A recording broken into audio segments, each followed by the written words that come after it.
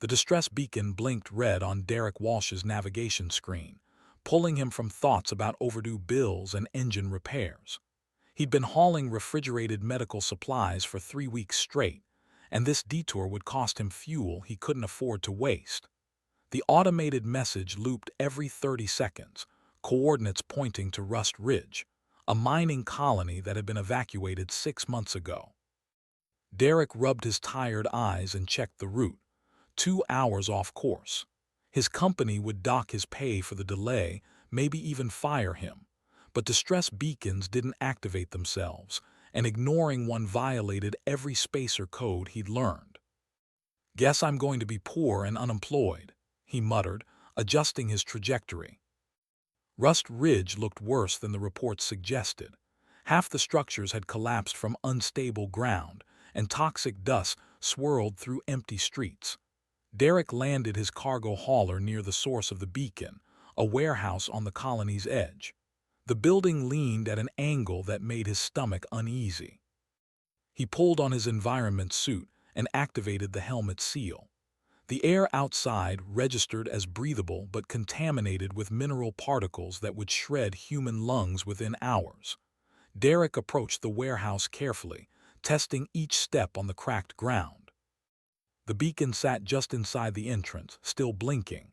Beyond it, darkness filled the massive space. Derek switched on his helmet light and froze.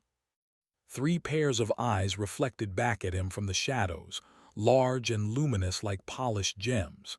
His hand moved instinctively to the stunner on his belt, but stopped when he heard the sound.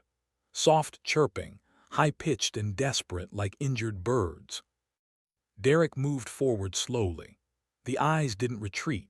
As his light swept across them, he saw scaled bodies huddled together, wings tucked tight against trembling sides. They were small, maybe the size of large dogs, with elongated snouts and delicate horns just beginning to emerge from their skulls. "Dragons," Derek whispered. "Not the mythical earth creatures, but draconi, one of the galaxy's rarest sentient species."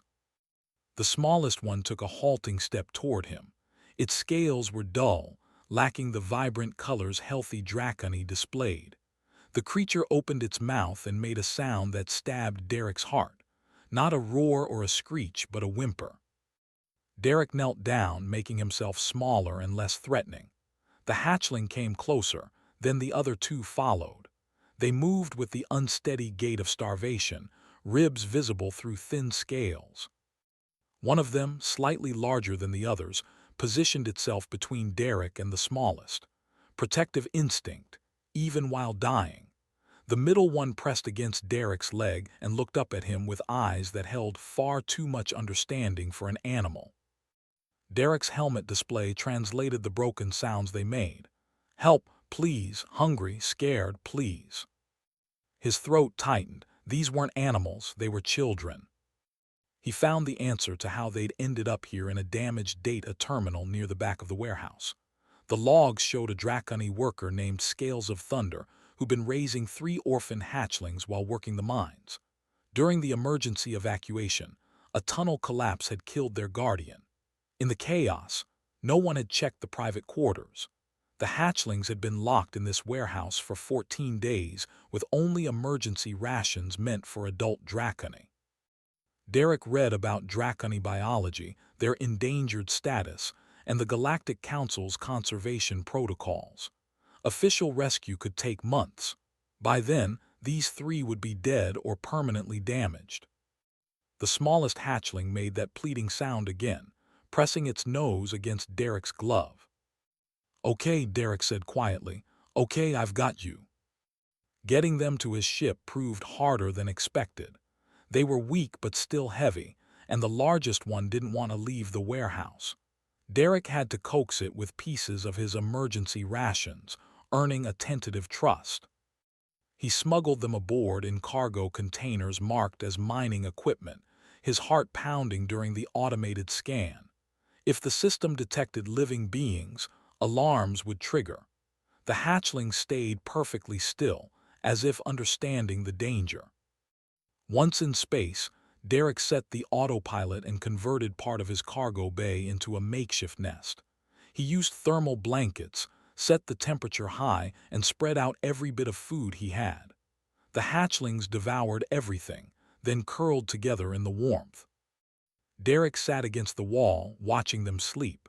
The smallest one had wedged itself between the other two, finally safe. Their breathing synchronized, a soft rumbling that sounded almost like purring. He pulled up the Galactic Council database and started reading. Dracony homeworld destroyed by corporate mining. Population scattered. Most in captivity. Few legal protections. The conservation program existed mainly on paper, underfunded and corrupt. Turning them over to authorities meant gambling with their lives. Keeping them meant becoming a criminal. The smallest hatchling stirred in its sleep, making a distressed sound. The other two immediately shifted closer, offering comfort even while unconscious. Derek made his decision then. These three had called for help, and he'd answered. He wasn't going to abandon them to a system that had already failed their entire species. He deleted the distress beacon from his logs, altered his flight recorder to show a direct route, and started researching what baby dragons needed to survive. His career was probably over. His savings would be gone within weeks. He might end up in a galactic prison. But when the smallest hatchling opened its eyes and looked at him with something that might have been hope, Derek knew he'd made the right choice. "Welcome to Safe Haven," he told them, naming his ship something new. "We'll figure this out together."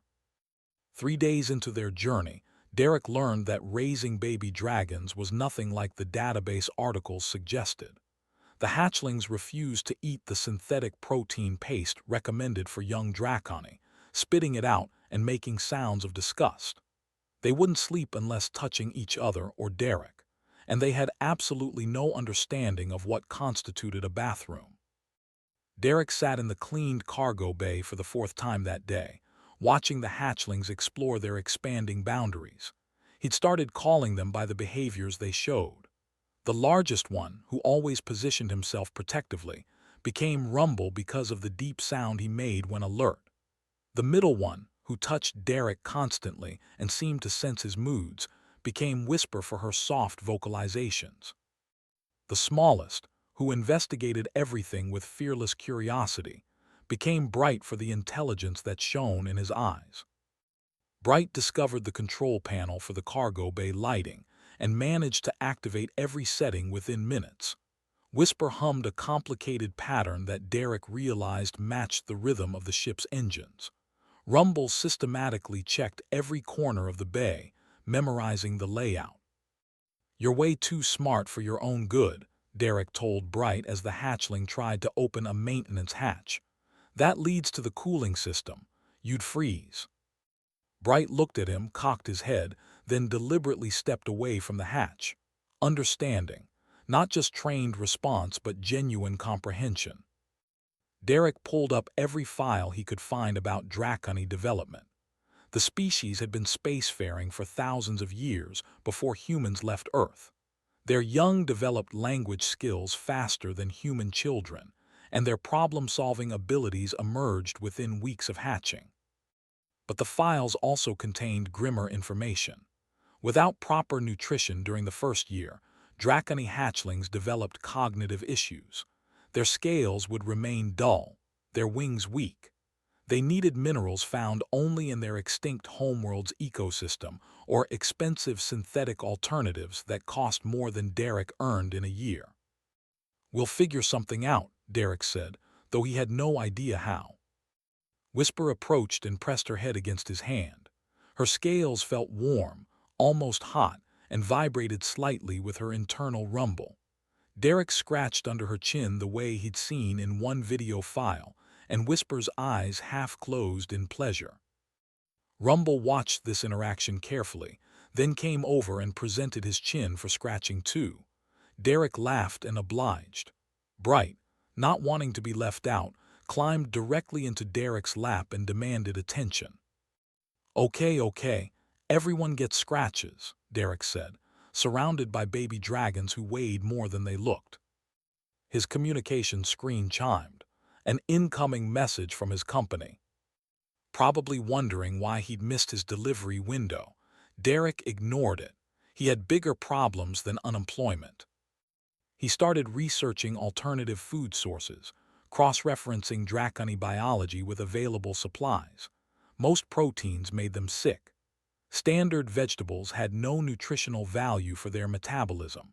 But one obscure paper mentioned that draconic digestive systems process certain earth fish oils particularly well. Derek checked his cargo manifest.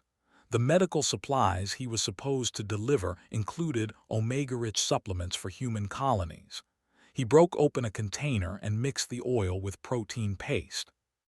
The hatchling sniffed it suspiciously. Bright took a cautious lick, then his eyes widened. Within seconds, all three were eating eagerly, their scales brightening slightly with each bite. "Earth saves the day again," Derek muttered, making notes about quantities and frequencies.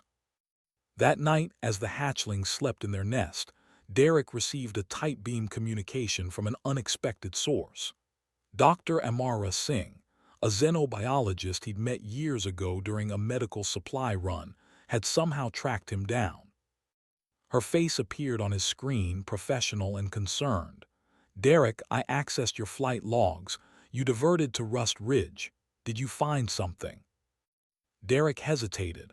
Amara was trustworthy, but this could ruin her career too. Then Bright chirped in his sleep, a sound of contentment, and Derek decided. "I need help," he admitted. 20 minutes later, after seeing images of the hatchlings, Amara sat in silence. When she finally spoke, her voice was tight with emotion. "They're beautiful, and they're going to die if you don't get them proper care." "I know. The official channels would take 6 months minimum. By then, the damage would be permanent." "I know that too." Amara leaned forward. "There's an underground network, people who rescue endangered species from corporate exploitation. They have resources, medical supplies, connections. But once you're in, you can't go back to your normal life." Derek looked at the sleeping hatchlings. Whisper had wrapped her tail around Rumble. Bright was using Derek's jacket as a pillow. "I don't want my normal life back," Derek said. "I want them to have a chance." Amara nodded slowly. "I'll make contact. Meet me at Crossroads Station in 5 days. Bring the hatchlings, but keep them hidden. Station security scans for endangered species." After she disconnected, Derek sat with the hatchlings. Bright woke up and crawled over to him, settling against his side. The small dragon looked up at Derek with trust that was both wonderful and terrifying. "Your people built civilizations before mine discovered fire," Derek told him quietly. "You deserve better than hiding in cargo ships." Bright made a soft sound and closed his eyes, confident that Derek would protect him.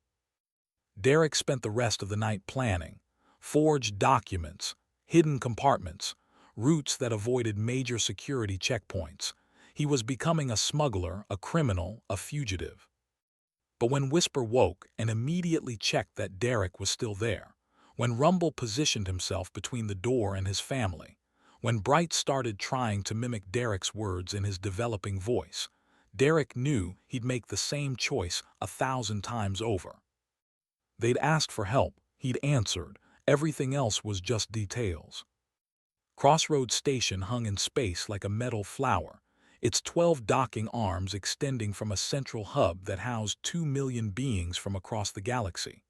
Derek had visited before, always nervous about the crowds and the station's aggressive security protocols.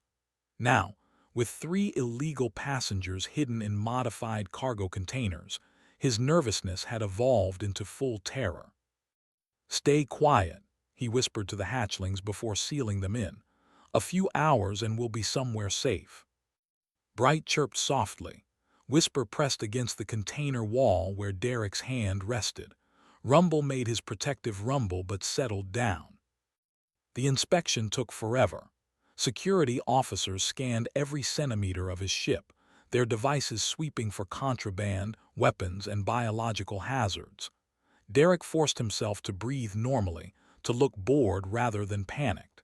His forged documents listed the containers as mining equipment, sealed due to radioactive dust exposure. Radiation levels are minimal, the lead inspector said, tapping his scanner. Derek's heart stopped. Old equipment, probably degraded shielding. I wouldn't risk opening it without proper facilities. The inspector studied him for a long moment, then marked the containers as cleared. Dock 47, keep your radioactive junk sealed. Derek didn't relax until he'd moved his ship into the assigned dock and confirmed the inspectors had left. He opened the containers to find 3 very unhappy hatchlings. I know, Derek soothed them. Just a little longer. Dr. Singh met him in the dock's private section, bringing medical equipment and a colleague Derek didn't recognize. The other woman was tall, with cybernetic enhancements along her arms and a calculating expression. This is River, Amara said. She coordinates the rescue network. River examined the hatchlings with professional efficiency, running scanners over their scales and checking their eyes, teeth, and wing membranes. Bright tried to bite her scanner. Whisper hid behind Derek. Rumble watched everything with suspicious intensity. Malnourished but stable, River announced. You did well keeping them alive. Most people would have killed them with kindness, feeding wrong foods or creating wrong environments. I researched, Derek said simply. Clearly, River pulled up a holographic display. Here's your problem. Draconi hatchlings need specific trace minerals. Without them, their neural development stops around 6 months old. They'll survive, but they'll never reach their full intelligence. Derek felt cold. How do I get the minerals? Legally, you don't. They're controlled substances, expensive and tracked. Anyone purchasing them gets flagged for investigation. River swiped through data. Illegally, I can provide them, but you'll owe the network. What kind of debt? The kind where you keep rescuing. Other colonies have abandoned Draconi. Other species need help too. You have a ship, skills, and apparently a talent for making endangered bobbies trust you. Derek looked at the hatchlings.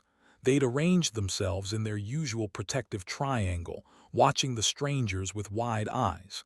If I say no, I still provide the minerals. These 3 deserve a chance. River's expression softened slightly. But I'm hoping you'll say yes. The galaxy needs more people who answer distress calls.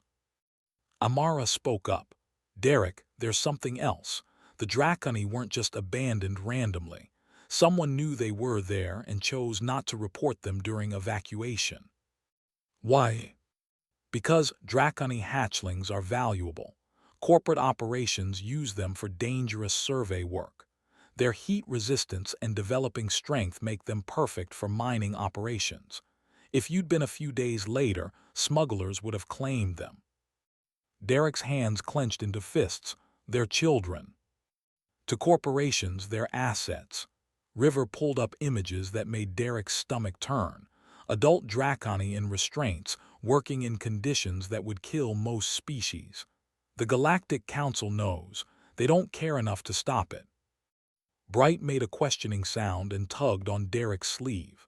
The hatchling sensed his anger and responded with concern, not fear. That decided everything. I'm in, Derek said. Tell me what needs doing. Over the next week, Derek learned the underground network scope. Hundreds of humans and sympathetic aliens worked to rescue endangered species from corporate exploitation. They had safe houses on frontier worlds, smuggling routes through lawless sectors, and contacts in every major government. Why humans? Derek asked during one briefing. Why are we the ones doing this? River smiled.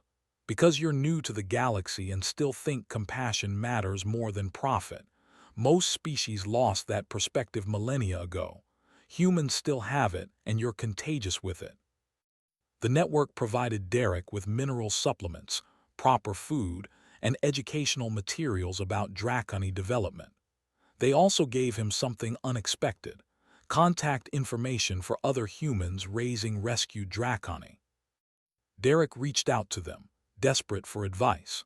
A woman named Anne, living on a farming colony, had raised 2 draconi hatchlings to adulthood. A man called Gregory ran a sanctuary station in neutral space, housing 12 draconi ranging from hatchlings to elders. The secret, Anne told him over video call, is that they're not pets and they're not really children either. They're draconi. Let them be what they are. Derek watched Bright attempt to read a data pad, Whisper practice humming in harmony with the ship systems, and Rumble carefully organize their sleeping area. They were already showing him what they were.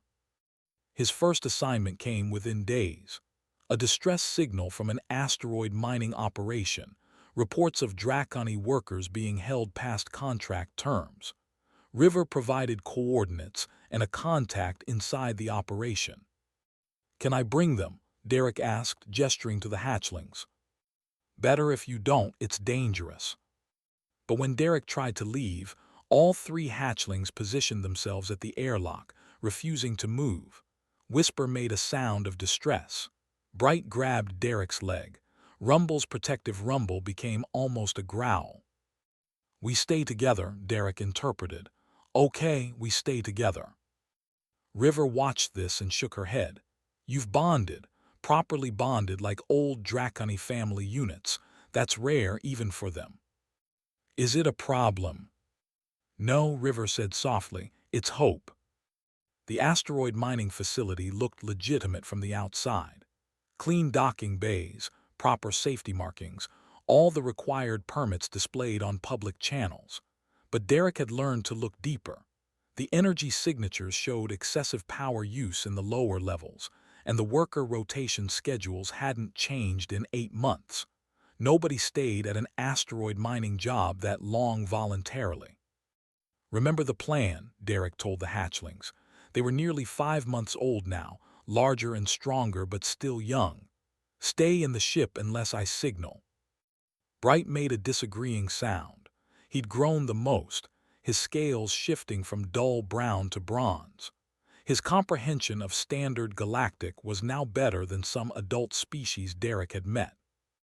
"Not negotiable," Derek said firmly. "This place might have guards." Whisper pressed against his leg, her empathic abilities picking up his worry. She developed a talent for reading emotions that sometimes unnerved Derek. She could tell when he was lying about being fine. Rumble positioned himself at the airlock controls, making it clear he'd open them if Derek was gone too long. Derek's contact met him in the facility's central hub. A Vrin engineer named Clicks, her insectoid features hard to read but her body language screaming nervousness. "Storage Bay 7, Clicks whispered. 4 draconi. Contracts expired 2 years ago. Management says they're working off debt but the numbers don't match." "Can you get me inside?" "Already done. You have 15 minutes while shift change happens." Clicks handed him an access card. "Be fast. Guards check every 20 minutes. Derek found Storage Bay 7 exactly where Clicks indicated. Inside, 4 adult draconi were sorting ore in conditions that violated every safety regulation. Their scales were scarred, their wings clipped to prevent flight. They looked up when Derek entered, expressions shifting from hope to resignation. "I'm not management," Derek said quickly. "I'm here to help." The largest draconi, her scales a faded green, made a harsh sound. "Human words. Many humans make promises." "I brought proof." Derek pulled up images of Bright, Whisper, and Rumble on his data pad. "I'm raising 3 hatchlings, part of a rescue network." The draconi's expression changed. She stepped closer, studying the images. "Hatchlings, safe, healthy. They're why I'm here. Every draconi I can get out means the species has a better chance." Another draconi, smaller with blue-tinted scales, spoke in broken standard. "You take us, they hunt. Kill us, kill you." "Let them try." Derek outlined the plan. His ship was registered as a supply hauler. The network had created false transfer orders. If they could get to his ship in the next 10 minutes, they could jump to neutral space before management noticed. The green-scaled Draconi, who introduced herself as Scales of Dawn, made the decision. We go. Better to die free than live as this. Getting 4 adult Draconi through the facility proved harder than Derek anticipated. They were weak from years of poor nutrition, and their clipped wings made movement awkward. Derek had to support 2 of them, and they barely made it to the docking bay before alarms started blaring. Someone noticed, Derek gasped, half-carrying a Draconi who'd collapsed. Rumble's protective rumble echoed through the ship's comm system. The hatchlings had been monitoring everything. The airlock opened before Derek reached it. Bright stood there, having figured out the override codes. Whisper and Rumble flanked him, ready for trouble. I told you to stay inside, Derek shouted. We family, Bright said in careful standard. Family helps. The adult Draconi stared at the hatchlings in shock. Scales of Dawn made a sound Derek's translator couldn't process, something between a sob and a laugh. They got everyone aboard seconds before security reached the dock. Derek initiated emergency undocking, ignoring the protocols and safety checks. His ship groaned as it pulled away from the facility's clamps. They're scrambling interceptors, Clix's voice crackled over comms. I bought you time, but not much. Derek punched coordinates into the navigation system. Thank you, get out of there. Already gone, good luck, human. The jump to hyperspace felt like being pulled through a too small tube. Derek had pushed the engines harder than recommended, and every system screamed warnings. But they made it, emerging in neutral space 3 sectors away. In the cargo bay, chaos had transformed into something unexpected. The hatchlings were bringing food and water to the adult Draconi. Whisper hummed soothingly to the blue-scaled one who was crying. Bright was attempting to explain ship systems to Scales of Dawn in his limited vocabulary. Rumble stood guard at the door, protecting everyone. They're teaching us, Scales of Dawn said when Derek checked on them. Human-raised hatchlings, teaching proper Draconi how to trust again. Over the following weeks, Derek's ship became something between a sanctuary and a school. The adult Draconi healed slowly, both physically and mentally. Scales of Dawn proved to be an engineer, helping Derek optimize his ship systems. The blue-scaled one, named Keeper of Songs, started teaching the hatchlings traditional Draconi music. Word spread through the rescue network. Derek wasn't just saving Draconi anymore. He was helping them reconnect with their culture, their language, their identity as a species. Other humans started asking how he did it. Derek's answer was always the same. I don't do it. They do it themselves. I just provide the ship and get out of their way. But that wasn't entirely true. Derek provided something else, something the galaxy had denied the Draconi for generations.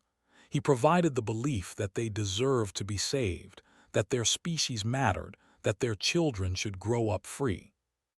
Bright, now attempting to read engineering manuals with Scales of Dawn's help, looked up at Derek and said, Papa Derek, make Galaxy different. No, Derek corrected gently. We're making it different together. Scales of Dawn translated this for the other adults, and Derek saw something he'd never expected to see on Draconi faces. Not just hope, but determination.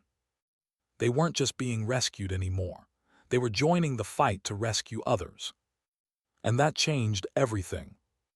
The ambush happened in a sector Derek had considered safe. His ship was intercepted by 3 heavily armed vessels bearing corporate markings. Titan Mining Consortium, one of the largest operations in the galaxy, and the same company that had destroyed the Draconi homeworld. Unidentified hauler, you are harboring stolen property, a voice announced over open channels. Surrender the Draconi or face consequences. Derek checked his scanners. 7 adult Draconi on his ship now, plus the 3 hatchlings who were almost a year old. Bright had grown large enough to reach Derek's shoulder. Whisper's empathic abilities had become so strong she could sense emotions through walls. Rumble had developed combat instincts that worried Derek.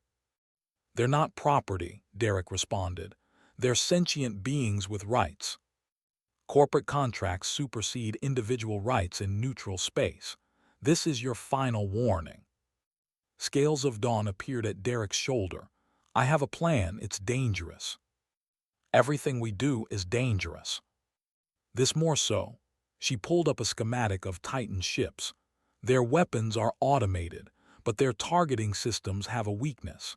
They can't fire if they detect certain energy signatures, safety protocol to prevent accidents near mining operations. Derek saw where she was going. We'd have to get close, really close. Dracony breath fire, Scales of Dawn said simply, hot enough to trigger their safety protocols. The problem was range. Adult Dracony could project fire about 20 meters. The interceptor ships were holding position 300 meters away. They'd be cut to pieces before getting close enough. Bright had been listening to the conversation. He made a series of clicks and gestures, communicating with Scales of Dawn in traditional Dracony language Derek was still learning. He says hatchlings can do it, Scales of Dawn translated. Together. Absolutely not, Derek said. They're children. We not children anymore, Bright said in standard, his pronunciation nearly perfect now. We Dracony, this what we do. Whisper and Rumble appeared, flanking their brother. All three had determination in their eyes that Derek recognized from a year of raising them. They'd made a decision, and arguing would waste time.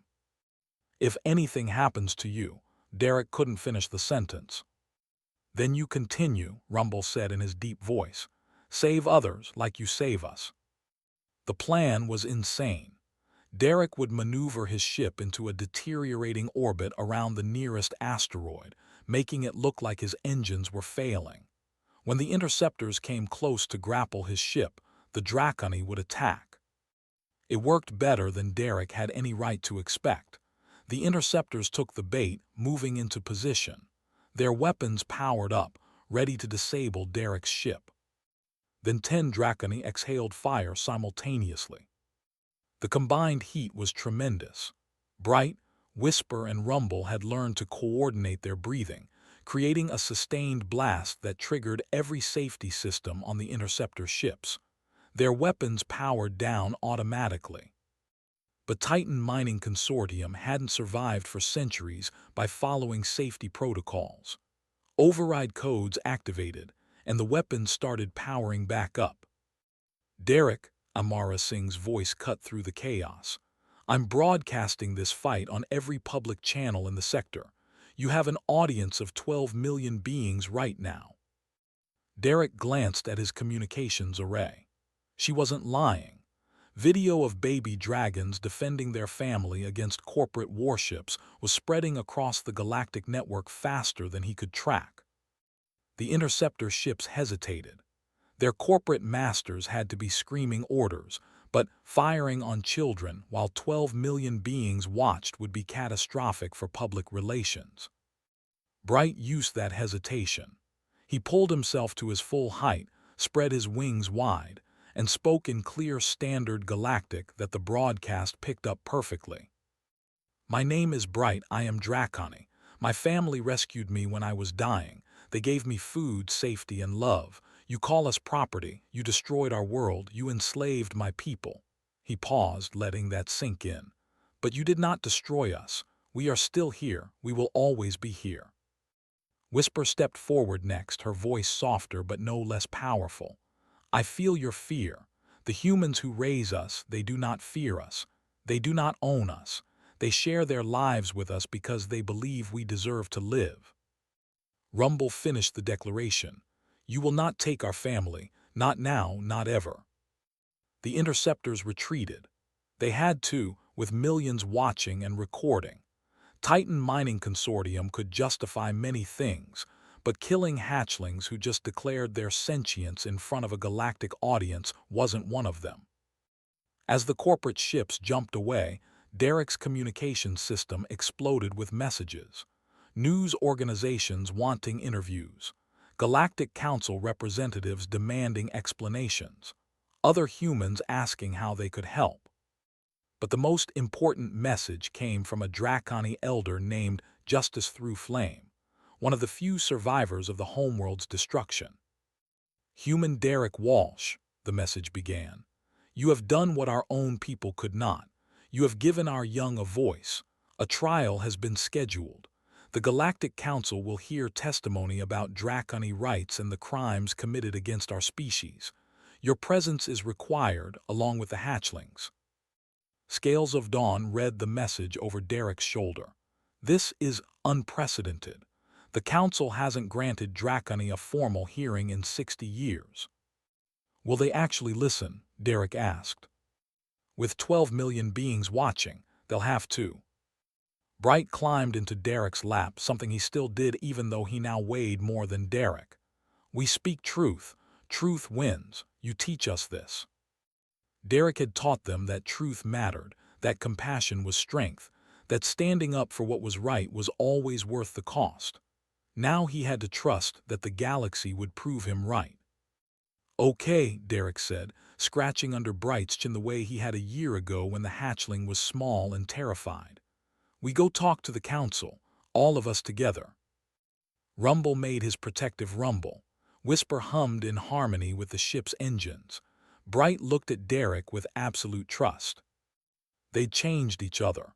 Now they were going to change the galaxy. The Galactic Council chamber looked like a cathedral built by a civilization that worshipped bureaucracy. Representatives from 300 species sat in tiered seating that rose toward a domed ceiling displaying the current galactic map. Derek had never felt smaller or more out of place. Bright, Whisper, and Rumble stayed close to him. All three were nervous but trying not to show it. Scales of Dawn and the other adult Draconi formed a protective circle around the hatchlings. River and Amara sat in the observation section, along with Anne, Gregory, and dozens of other humans who joined the rescue network. The presiding judge was a Draconi elder, her scales pure silver with age. Justice Through Flame had survived the homeworld's destruction as a hatchling, lived through decades of wandering, and somehow maintained enough faith in the system to become a council judge. "This hearing will determine the legal status of Draconi hatchlings," she announced. "Specifically, whether they constitute property under corporate salvage laws or sentient beings protected under the Preservation Act." Titan Mining Consortium's legal team presented first. They argued that Draconi below maturity age lacked the cognitive development for true sentience. They cited old research, biased studies, and precedents from when the galaxy cared even less about endangered species. Derek watched Bright's scales darken with anger. Whisper pressed closer to him, overwhelmed by the hostile emotions filling the chamber. Rumble's protective instincts were triggering, his muscles tensing for a fight that couldn't be won with strength. "Remember," Derek whispered, "show them who you really are." When the hatchlings were called to testify, the chamber fell silent. Bright approached the testimony platform first, and Derek saw every representative lean forward to watch. "My name is Bright," he began, his standard galactic flawless now. "1 year ago I was dying in a warehouse on Rust Ridge. My guardian was dead. My siblings were starving. We activated a distress beacon and Derek Walsh answered." He spoke for 10 minutes, describing his rescue, his growth, his education. He explained Draconi history as Scales of Dawn had taught him, mathematical concepts he'd learned from ship navigation, and philosophical questions he'd been pondering about the nature of family and belonging. "You say I am not sentient," Bright concluded. "I say you are not listening." Whisper testified next, demonstrating her empathic abilities by accurately describing the emotional states of random council members. She explained how she'd learned to control her gift, how she used it to help traumatized Draconi heal, how human Derek had taught her that feeling others' pain meant you could help ease it. Rumble spoke last, his testimony shorter but no less powerful. "I protect my family. All humans protect their families. They teach me this. If humans are sentient because they care for their young, then I am sentient because I care for mine." The corporate lawyers tried to argue that the hatchlings had been coached, that their intelligence was artificial, that they were mimicking rather than understanding. Justice Through Flame silenced them with a look. "I will now hear from Derek Walsh," she announced. Derek stood on shaking legs. He wasn't a public speaker. He'd barely graduated from basic education. He hauled cargo for a living. What could he possibly say that Bright hadn't already said better?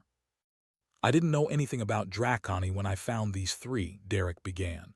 "I just knew they were scared and hungry and asking for help, so I helped. That's all I did." He paused. "But helping them taught me something. The galaxy has rules about who counts as sentient, who deserves protection, who gets to decide their own future. Those rules are broken." Derek looked at the council members. "Humans are new here.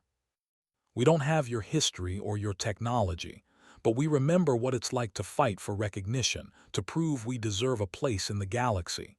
These hatchlings shouldn't have to prove anything. They are Draconi. Their species built civilizations before mine discovered fire. Respect that." The council deliberated for 3 hours. Derek spent that time in a waiting area with the Draconi, trying to keep everyone calm. Bright paced nervously. Whisper hummed anxious patterns. Rumble stayed alert for threats that might never come. When they were called back, Justice Through Flame's expression was unreadable.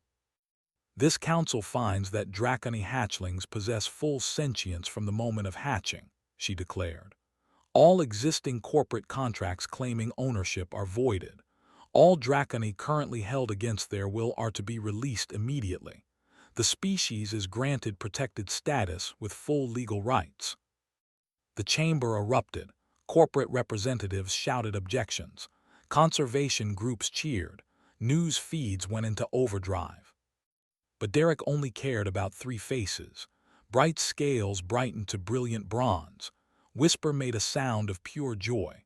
Rumble relaxed for the first time since entering the chamber. Justice Through Flame continued. "Furthermore, Derek Walsh is granted formal guardianship of the 3 hatchlings known as Bright, Whisper, and Rumble. This guardianship is recognized under both human and Draconi law." She looked directly at Derek. "You answered a call for help when everyone else ignored it. You proved that family is not limited by species. The Council honors your choice and your courage." 6 months later, Derek's ship was one of 40 in a small fleet. Humans and Draconi worked together, rescuing endangered species across the galaxy. The Haven Initiative had grown beyond anyone's expectations. Bright served as a translator and advocate, speaking at stations and colonies about conservation. Whisper counseled trauma survivors, her empathic gifts healing wounds that medicine couldn't reach. Rumble trained security teams in protection without violence. They'd grown into young adults, strong and brilliant and free. But they still slept in a pile in Derek's quarters, still called him Papa, still asked for chin scratches. On the anniversary of their rescue, Derek received a message from Justice Through Flame. "The Draconi population has stabilized. Birth rates are increasing. Our language and culture are being preserved. You saved 3 hatchlings and they saved our entire species." Derek watched Bright teach a newly rescued hatchling how to read. Whisper comfort a traumatized adult. Rumble organize supply routes with mathematical precision.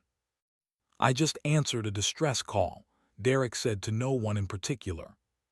"And we answered yours," Bright replied, appearing beside him. "Humans teach us hope. We teach Galaxy to remember. Together, we change everything." Outside the viewport, 40 ships flew in formation, each one carrying rescued beings toward freedom. The galaxy was still broken in many ways, still unjust, still cruel. But it was better than it had been a year ago, and tomorrow it would be better still. That was enough.